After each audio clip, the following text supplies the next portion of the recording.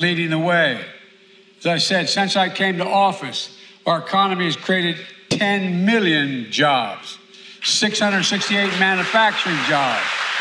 Proof that made in America is no longer a slogan. It's a reality. No, the trip was not essentially for oil. The trip was about the Middle East and about Israel and rationalization of positions. But it is a disappointment, and it says that there are problems. Are you worried about U.S.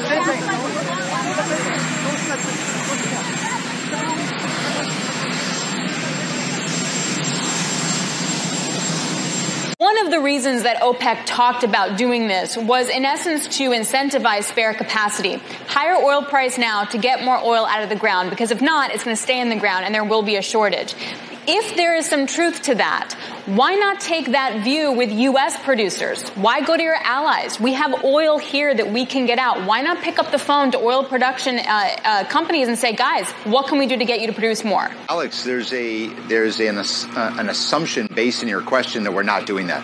For the last, even publicly, for the last several months, we have had conversations with the leadership of almost every major oil producer in the United States, told them, what do you need to be incentivized to increase production? We've had that honest conversation. They have what they need. They do not need anything else. I've had this conversation with them. But I think, honestly, if we talk to the industry, they would point out that it's the threat of regulation down the road that's the issue. Alex, I take issue with that. Okay. I don't think that that's actually accurate. Any reaction to the rise in violent crime across the country, which is impacting students? Well, I mean, our work on student debt cancellation is a direct response to what I would consider to be policy violence. You mentioned policy violence. I just want to follow up on that. She got your question. She got I know the policy violence. I just wanted to know, do you feel that the police should still be defunded? Shoot me a no. Shoot you a no? We'll set it up. 250,000 unaccompanied migrant children arrived at the border since President Biden took office. Some of them trafficked, some of them drowning in the river. Any issue with that? You gotta get the vote, man. Chairman, one question. In your opinion, is the border secure?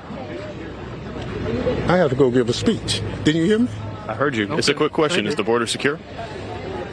Answers about the border few and far between from some Democrats on Capitol Hill. And as far as policies go, whether it's Build Back Better, whether it's the infrastructure plan, all these great investments. I mean, the Biden presidency is going to be transformative. Certainly through the remainder of his first term, second term, or throughout. It's going to reverberate for quite a while because, they have been able to get some important legislation passed, but nevertheless, there's still a lot that should get done, in the Senate, and we need to, in the United States Senate, Democrats should vote like Democrats. Will you commit to conceding if you do not win more votes than Governor Kemp? I have always acknowledged the outcome of elections. I've never challenged the outcome of the election. In my speech on November 16th, I clearly stated that he was the victor. And any time I've discussed the outcome, it has always been in the context of what we were able to generate among voters who are used to not being considered a part of the process.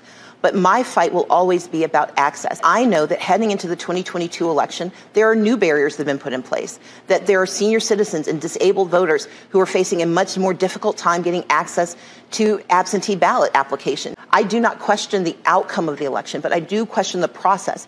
But on this question, I didn't hear an answer to the question, will you commit to conceding the election if Governor Kemp does have more votes? I again said, I answered your question at the very beginning. I acknowledged at the very beginning that he won the election. What I said in my speech... That you also wouldn't concede? No. What I said in that speech is I would not concede a system that would not permit voters to be heard. Is there any scenario under which you would concede that you lost publicly in 2018? I have never denied the outcome. I have always questioned the process and the access. And I think it's dangerous and disingenuous to conflate concerns about access, concerns about outcome. And I do have one very affirmative statement to make. We won. But I didn't lose. I got the votes.